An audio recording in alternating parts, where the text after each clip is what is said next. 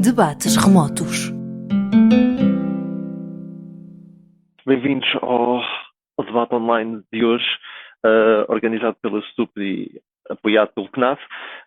Nós, neste momento, vamos debater a moção. Esta Casa implementaria um serviço alternativo de decisão para acesso ao ensino universitário, entrevistas, provas de aptidão, etc., em determinamento dos exames nacionais. O que as pessoas vão estar agora a discursar não representa as ideologias verdadeiras das pessoas, ok? Isto é só, de certa forma, um jogo argumentativo. Pedir, Simão, podes começar o teu caso. Antes de mais, vamos falar um bocadinho naquilo que são os exames nacionais a nível português e o status quo em geral. O que nós temos no ensino secundário é um ensino baseado na acumulação e despejo de conhecimento. Vemos muitas vezes que um estudante do secundário está habituado a estudar carradas e carradas de matéria que nunca me voltará a usar na universidade, apenas para passar a um conjunto específico de exames que por vezes nem sequer tem nada a ver com o seu curso. Esta Casa implementaria um sistema alternativo de decisão para o acesso ao ensino universitário em detrimento destes exames nacionais. Qual é o nosso modelo? Nós teríamos uma entrevista, mas para além desta entrevista, teríamos uma redação específica ao próprio curso em si e a ponderação da média dos estudantes e das outras atividades extracurriculares para além da escola que eles possam ter feito. Esta redação específica ao curso seria uma coisa que poderia garantir o acesso a múltiplas universidades, porque eram cartas escritas para áreas específicas de vários cursos diferentes, que os estudantes submeteriam junto das suas escolas e essas escolas depois teriam o encargo de enviar para as universidades. Para além disso, para garantir que estas entrevistas conseguem ter em conta as dificuldades de mobilidade dos estudantes, poderemos disponibilizar entrevistas online. Porquê é que isto é melhor do que o status quo em si? Bom, em primeiro lugar é preciso ter em conta aquilo que é a quantidade gigantesca de matéria que os estudantes estudam e a quantidade dessa matéria que é específica ao próprio curso a que eles estão a aplicar.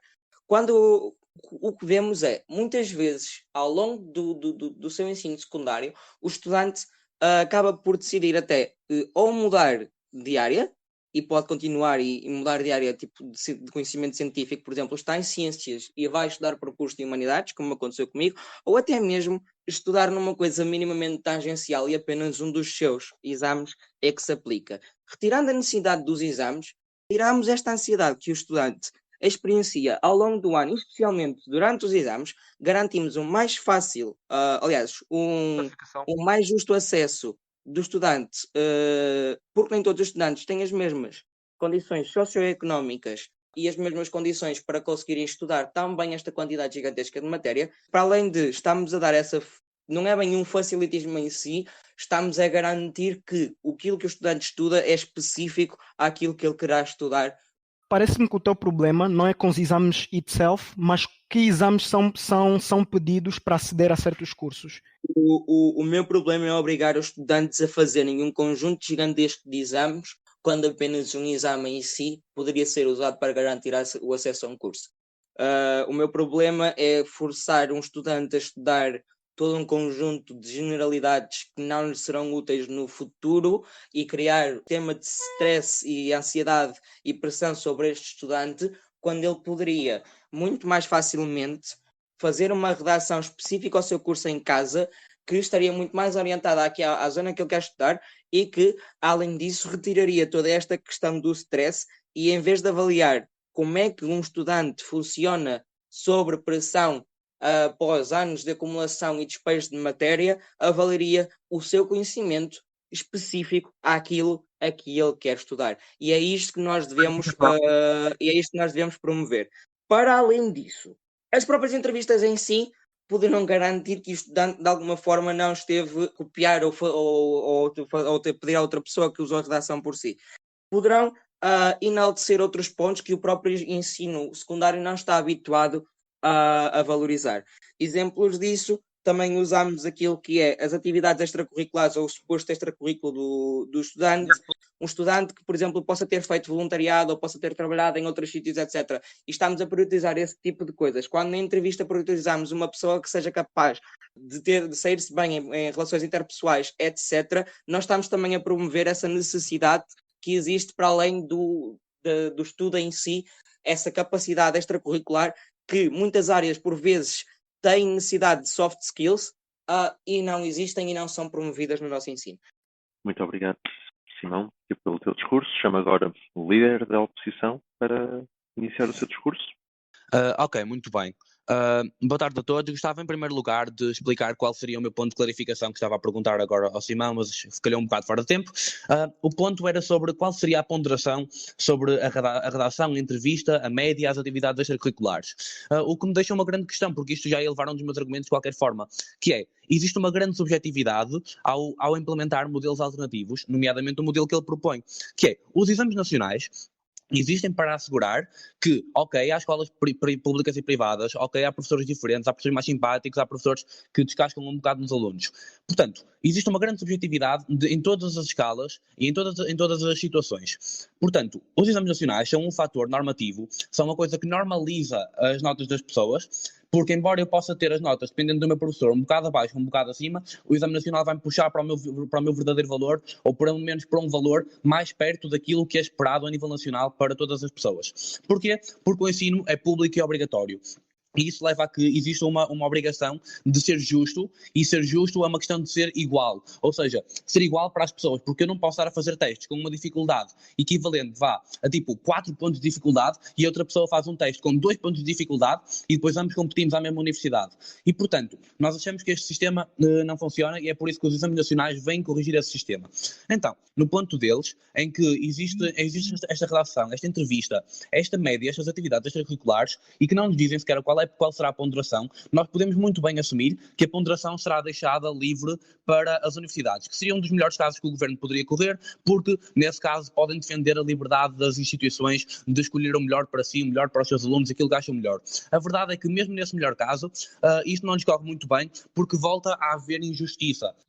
E a verdade é que, ok, há universidades privadas, há politécnicos que se calhar até poderiam dar-se ao luxo de ter alguns exames extra, mas nós não queremos abdicar dos exames, nós não podemos abdicar dos exames nacionais, porque os exames nacionais são este fator que normaliza então toda a gente, que coloca toda a gente um bocadinho mais perto do pé de igualdade. A métrica deste debate é quem é que, de cada lado das bancadas, é que conseguimos garantir aos alunos um ensino de melhor qualidade e mais justo. Nós acreditamos que o ensino de melhor qualidade tem que ser obrigatoriamente justo, porque senão estamos a criar disparidades entre vários pontos do país, entre várias universidades do país, e no fundo pessoas que estão habituadas a crescer com injustiça.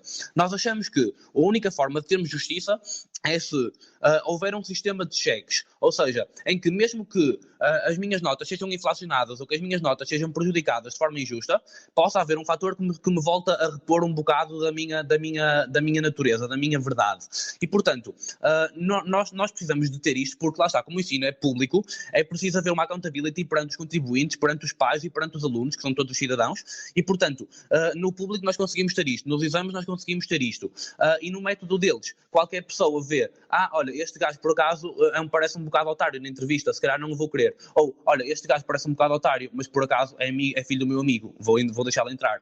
E depois não sabemos qual é a ponderação da média e das atividades extracurriculares, não sabemos quais são as atividades extracurriculares mais importantes, portanto, mesmo de universidade para universidade, há muita subjetividade. E nós não percebemos como é que um aluno de Direito de Coimbra pode ser diferente de um aluno de Direito de Porto, sendo que são os dois avaliados pela mesma coisa, ambos vão ter cursos bastante semelhantes e não vão ter um curso sobre voluntariado ou sobre equitação.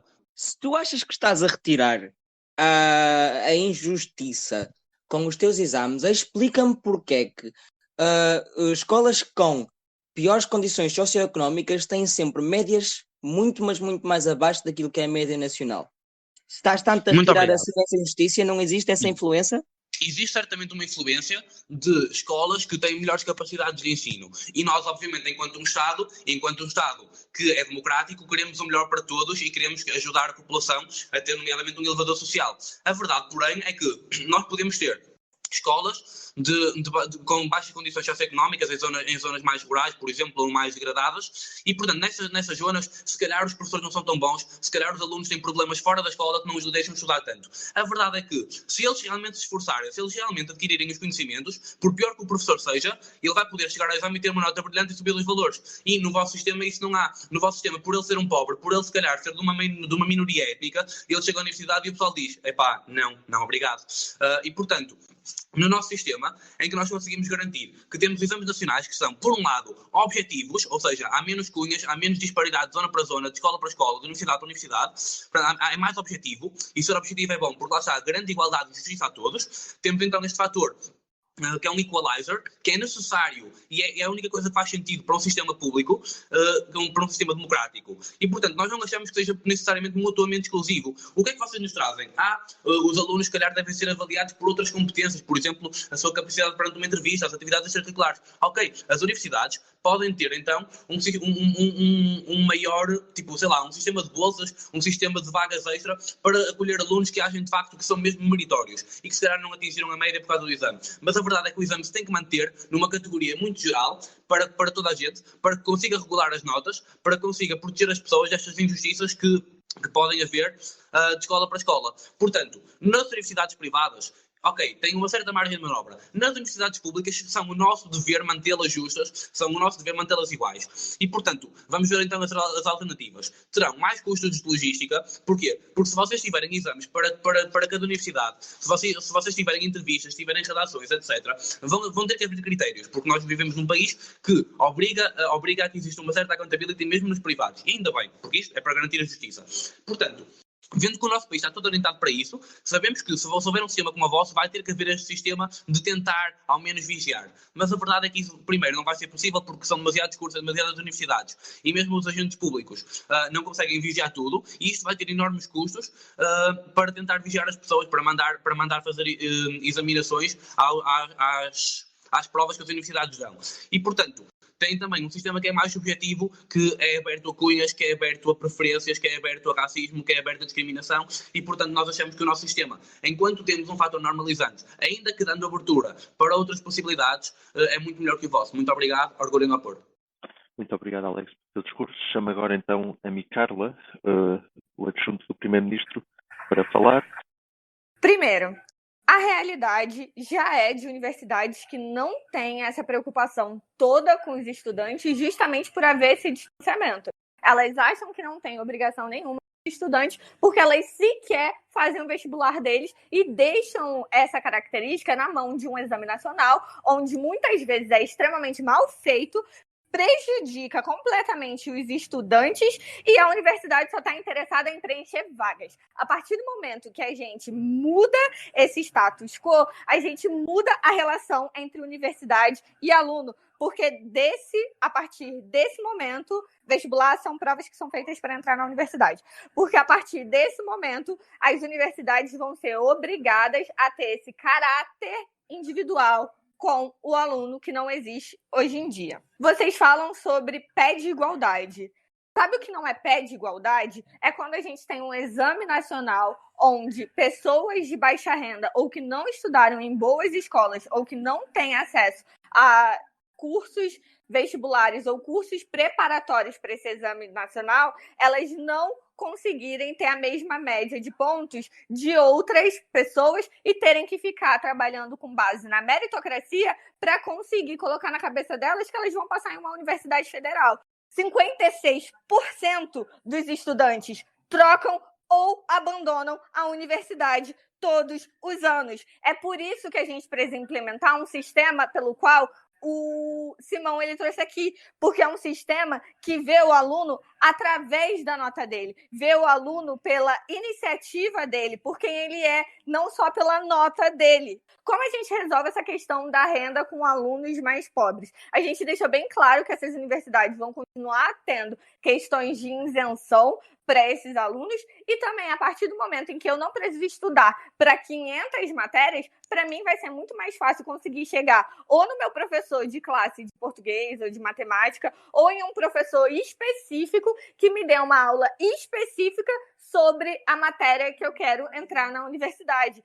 Muito obrigado. Gostava de saber, no vosso sistema, como é que os pobres são tratados? Pobres que vivem oprimidos e nunca têm iniciativa, como é que vão ser bons numa entrevista? Pobres, como é que vão, tipo, vivem mal em casa, têm problemas com os pais, problemas no bairro. Eu já entendi. E você está trabalhando por parte de uma premissa que uma pessoa pobre não sabe se comunicar ou não sabe agir numa entrevista.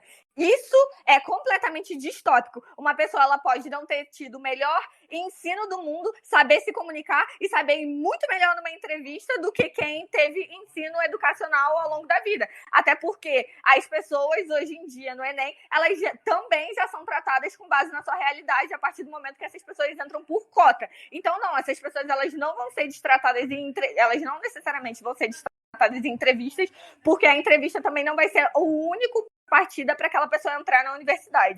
Sobre o ponto que o Simão trouxe sobre cargas de matérias adicionais de forma desnecessária, isso principalmente tem atingido a maior parte dos alunos por fazer eles terem problemas emocionais, de ansiedade, de forma completamente desnecessária. E cria também uma métrica de quem é melhor ou pior devido à sua nota. Uma pessoa pode ser extremamente bom aluno, mas se ele tirar 500 ou 600 no Enem, ele vai ser completamente zoado, não vai conseguir entrar numa universidade e as pessoas ao redor sempre vão ver como melhores quem conseguiu tirar a maior nota. E isso não necessariamente diz ou prova que aquela pessoa é um melhor aluno só porque ele tirou uma maior nota num exame que contempla tudo. E é exatamente isso que a gente é contra. Então, a gente consegue, com a nossa proposta, estreitar a relação do aluno com a universidade, porque a universidade agora vai ser obrigada a ter essa relação direta com o aluno. A gente vai conseguir demonstrar para o aluno que ele é mais de uma nota e a gente vai conseguir estimular também a vida acadêmica a partir do ensino fundamental. Por quê? Porque se essa pessoa ela tem o desejo, desde o ensino fundamental, de entrar numa universidade, ela sabe que para ela conseguir ser boa e conseguir entrar nessa universidade, ela vai ter que conseguir ser boa desde o ensino fundamental, se preocupando com projetos extracurriculares, movimentos de debate, entrando em trabalhos voluntários, entrando em outros projetos para além da escola. Muito obrigado, Micaela. Imagino que tenhas terminado o teu discurso. Chamo então agora o adjunto do líder da oposição. Ok, amigos, reparem que nós aqui estamos a falar do ensino universitário público, como meu colega disse, mas eu queria reforçar isso, porque é nesse ensino que essas universidades têm de ter o máximo de accountability para com o Estado, para com nós que somos os contribuintes, e têm de tentar garantir a maior justiça durante o seu acesso. A grande métrica deste debate é em qual dos nossos universos é que existe um acesso mais justo para as pessoas, em que universo é que as pessoas mais preparadas para o ensino superior conseguem entrar. Até o momento que o governo nos apresentou essencialmente foi que tipo, os exames nacionais criam ansiedade. Malta, a ansiedade não é por ser os exames nacionais, não é simplesmente por ser os exames nacionais, mas é porque as pessoas valorizam imenso o ensino universitário e querem muito entrar. Daí elas terem uma ansiedade durante o preparo e durante os exames. Do vosso lado isso não mesmo acontece. Reparem que o que é que vocês têm? Vocês têm entrevistas, vocês têm vocês nos falam aqui sobre entrevista, ponderação da média e outras atividades. Nós estamos a falar de que os alunos estariam extremamente ansiosos durante as entrevistas, os alunos teriam imensas preocupações para tentar pôr as atividades e que atividades é que as universidades mais gostam e tudo mais. Ou seja, vocês não ganham nesse ponto. Vocês também aqui nos dizem que, tipo, ok, nós não queremos que as pessoas estejam a estudar generalidades, queremos que elas estudem cenas mais específicas. Malta, tipo, reparem, nós podemos tornar os exames mais específicos. Simão, tu que és DRI, tu nunca devias ter feito o exame de matemática, é possível entrar por línguas. Isso não acontece no nosso universo. Nós podemos dizer, bro, ok, nós queremos exames mais específicos, mas continuamos a querer os exames. E deixa-vos relembrar que muitos alunos que chegam ao secundário ainda não têm a certeza absoluta sobre o que é que elas querem fazer no universitário. Mas vou reiterar, antes de começar com a minha análise construtiva, eu gostava de reiterar aqui, tem havido um bocadinho uma confusão por parte do governo, porque eles estão a comparar duas situações que não são comparáveis. A maneira como os alunos brasileiros acedem ao ensino universitário, que creio que é através do Enem, que é um exame completamente geral, mesmo que tu sejas, eu quero estudar História, eu tenho que fazer o exame inteiro, e cá em Portugal, tu se fores de línguas não precisas fazer exame de matemática, tu se fores de matemática não necessitas de fazer exame de História, por exemplo. Então, deixa-me dar um bocadinho mais de contexto sobre como é que o nosso sistema atualmente funciona. Nós somos 11 milhões de habitantes, mais ou menos, temos ensino público, privado, temos professores diferentes e modos de avaliações diferentes. É necessário que nós arranjemos uma maneira de equalizar essa grande oportunidade que é o ensino superior. Aí é que entram os exames. Os exames são extremamente rigorosos, feitos todos ao mesmo tempo e são entregues pelo Ministério da Educação, malta. Que sistema mais justo vocês conseguem do que isso? É uma maneira de realmente conseguir equilibrar todo esse desnível que existe entre o ensino português.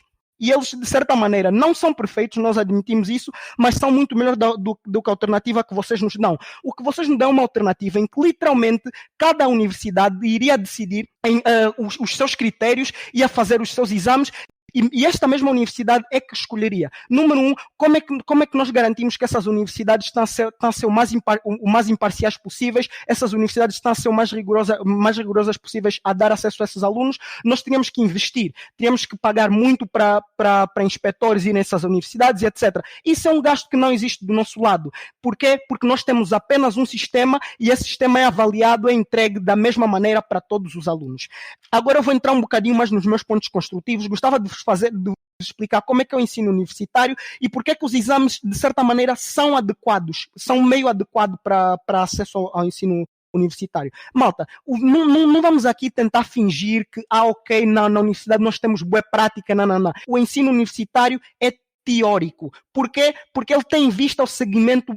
Ele tem em vista conseguir fazer com que os alunos deem o seguimento da licenciatura para o mestrado e para o doutoramento. Por que as universidades têm esse incentivo? Porque elas, acima de tudo, produzem conhecimento, produzem investigação. Tipo, as universidades literalmente têm interesse em garantir que tu consegues sair, da licenciatura, vais para o mestrado e vais para o doutoramento, porque elas produzem essencialmente investigação.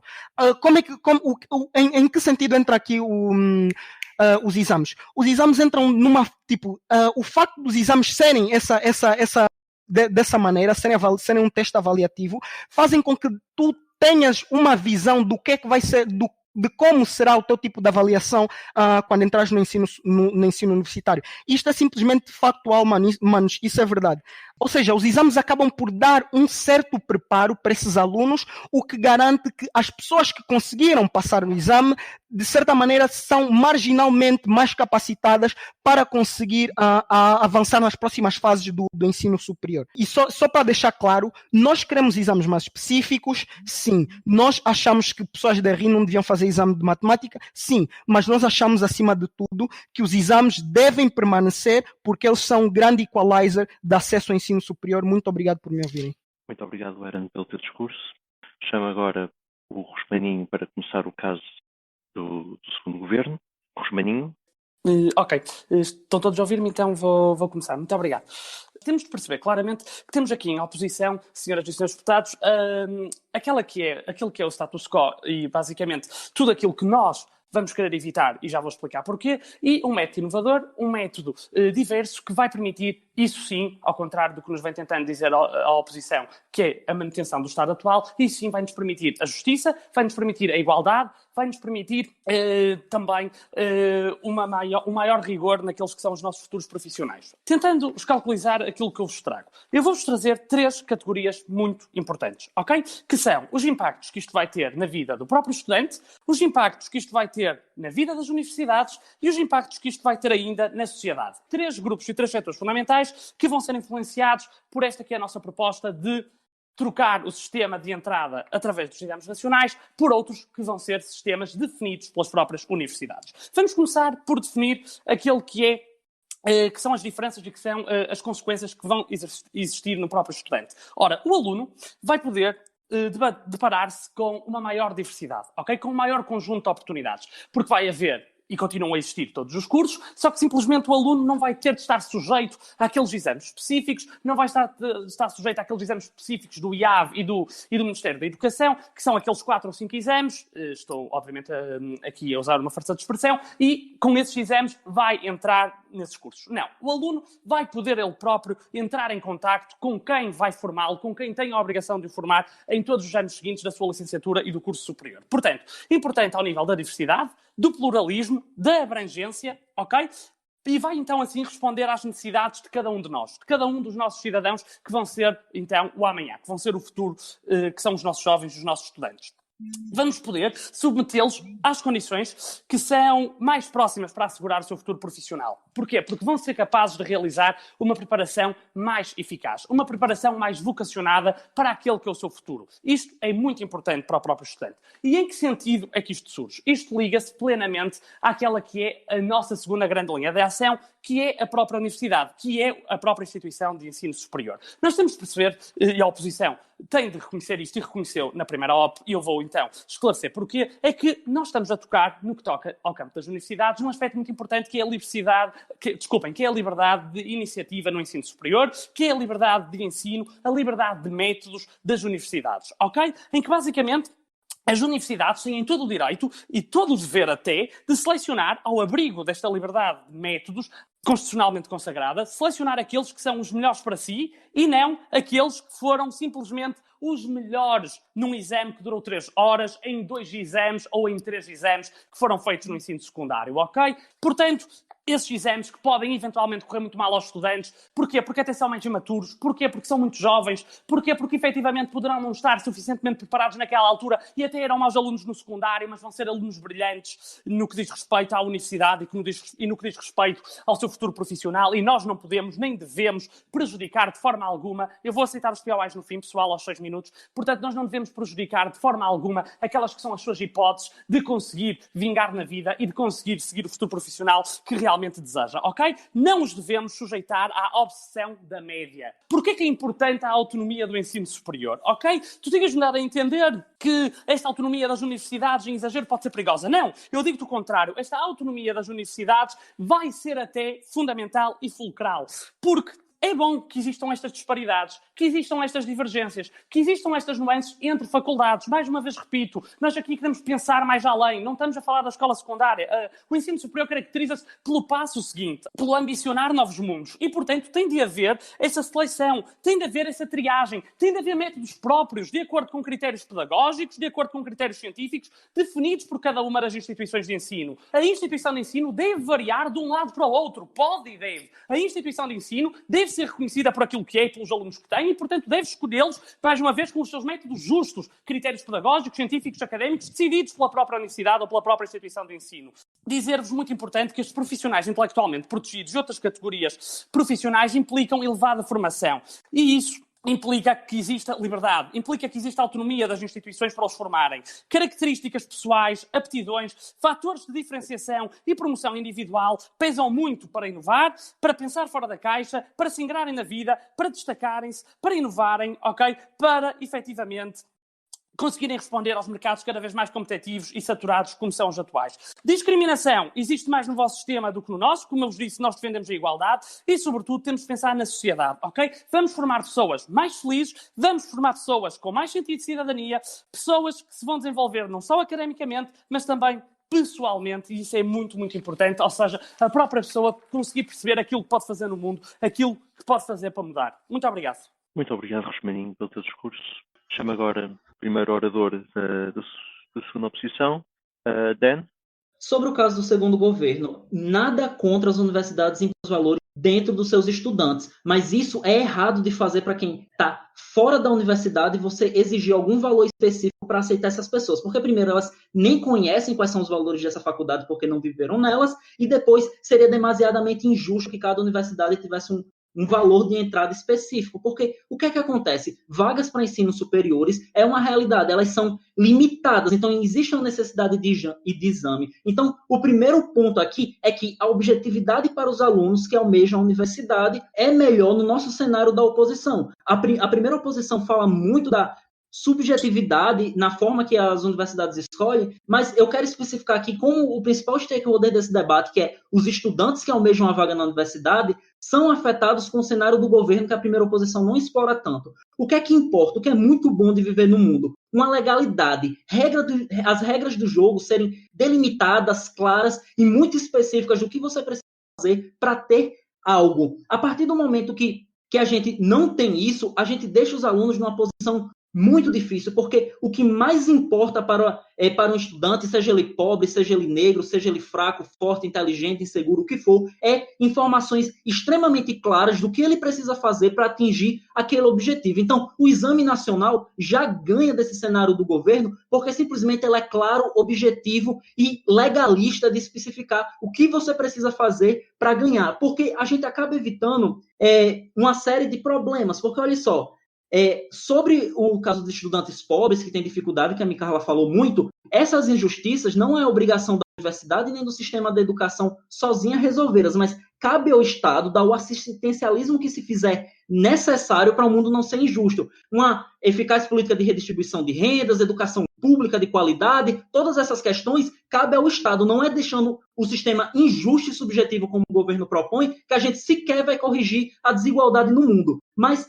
sobre o clash dos danos psicológicos, ansiedades. O que é que o ser humano... Ele simplesmente, as primeiras bancadas só jogam, vai ser ansioso, não, vai ser mais ansioso. Mas qual é o principal mecanismo que a mesa adjudicadora tem que considerar aqui nesse debate? É muito simples. O que é que mais causa medo num ser humano? É a subjetividade, é o escuro, ele não saber com o que está lidando. E nisso, todas as questões de autoimagem e segurança são muito mais fortalecidas. Então, a proposta das bancadas de governo simplesmente piora ainda mais porque suja a imagem deles. E quando a gente fala da universidade, existe outro problema dentro dessa subjetividade proposta. É que isso acaba por descredibilizar a imagem das universidades. O que é que eu estou falando? Simplesmente essas universidades, a partir de um momento que elas têm um critério extremamente subjetivo, por mais bem intencionado que seja, as pessoas que não entrarem na faculdade simplesmente vão não aceitar e não vão se sentir tipo, não é porque eu não fui suficiente, é porque aquela universidade é desonesta, porque aquela universidade errou, e, consequentemente, as pessoas virem a hostilizar as universidades dentro do seu padrão. O Exame Nacional garante uma proteção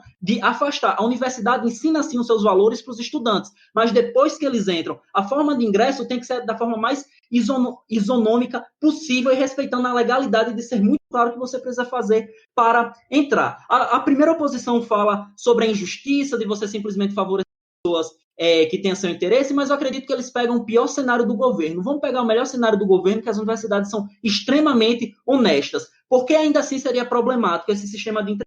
Porque vieses são majoritariamente inconscientes. Nós temos uma série de opiniões diferentes sobre uma mesma pessoa. Eu acho uma coisa da Micarla, o Gi pode achar outra coisa da Micarla, ambos tendo conhecido o mesmo grau de material sobre ela. Então, mesmo que as universidades não percebam, elas vão implicar uma série de ideias individuais em cima dos seus candidatos. E aí, tanto preconceitos que qualquer ser humano tem, das mais diferentes situações, até supervalorizações vão ser implicadas, mesmo que a universidade se esforce brutalmente em não fazer isso.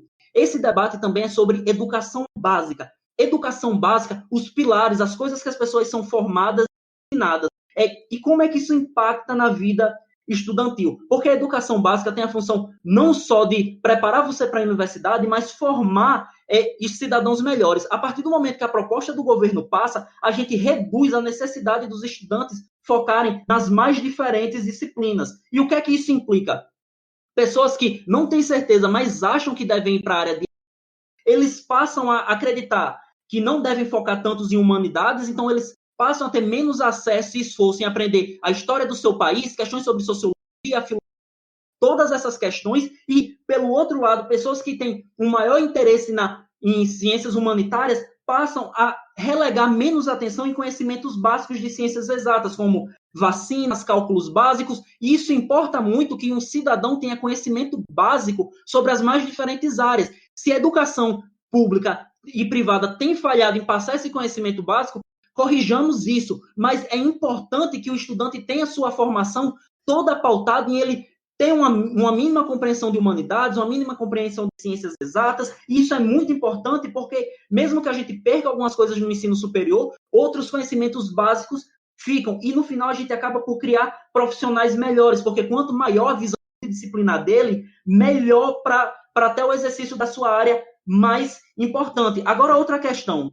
A primeira oposição fala sobre estudantes não saberem o que querem fazer e estudar alguma coisa, mas eu digo uma coisa pior do que isso. Estudantes, eles não têm uma posição tão boa assim sobre longo prazo. Estudantes, às vezes, têm certeza que querem uma área, mas de um dia para o outro vir a mudar sua opinião, querer uma área totalmente diferente. Isso é legítimo, porque estudantes não pensam tanto a longo prazo. Então, é mais seguro que os estudantes tenham uma formação ampla, porque mesmo que ele venha mudar de ideia, a frustração acabaria sendo pior se ele não tivesse o básico de educação para prestar os exames daquele novo curso. E se o caso da Micarla é de que 56% dos estudantes no ensino superior mudam de curso, então é melhor que eles tenham o máximo de possibilidade para mudar, estudando da forma mais ampla possível as diferentes áreas. Ganhamos nesse debate porque mostramos como uma educação ampla, acima de tudo, forma cidadão melhores, que isso não é exposto na primeira oposição, e ainda assim explicamos como um movimento mais justo seria quando as regras de jogo fossem extremamente claras. Por essas razões, estamos ganhando esse debate.